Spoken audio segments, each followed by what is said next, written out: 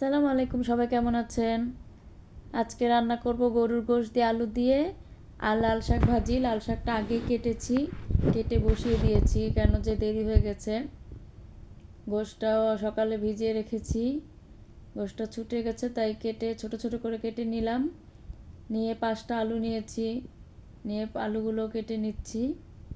ছোট ছোট করে কেটে ভালো করে ধুয়ে নিব। আজকে চিন্তা করেছি প্রেসার কুকার রান্না করব, কেন যে প্রেসার কুকার রান্না করলে তাড়াতাড়ি হয়।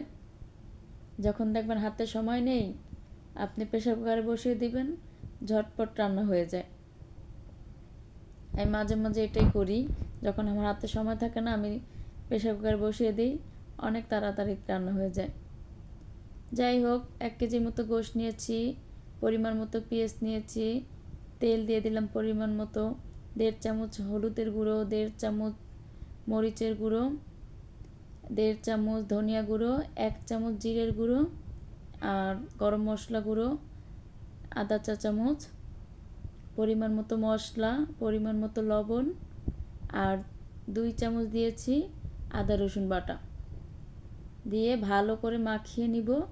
মাখিয়ে একটু পানি দিব, বেশি পানি দিব না, একটু পানি দিয়ে গোশতটা একটু কষিয়ে নিব।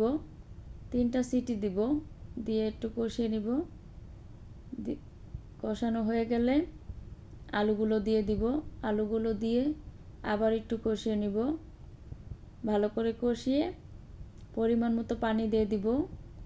যেমন একটু পানি কমই দেওয়ার চেষ্টা করবেন, কেন যে গোশে আলুটাও সিদ্ধ হয়ে যায় তাড়াতাড়ি, গোশটাও সিদ্ধ হয়ে গেলে পানিটা শুকায় না তাড়াতাড়ি প্রেসার কুকারে দিলে। যাই হোক, আমার গোশটা হয়ে গেছে, এখন আমি বাটিতে বেড়ে নিয়েছি। তো আমার ভিডিওটা আপনাদের কাছে কেমন লাগে কমেন্ট করে জানাবেন। ভালো থাকবেন, আল্লাহ হাফেজ।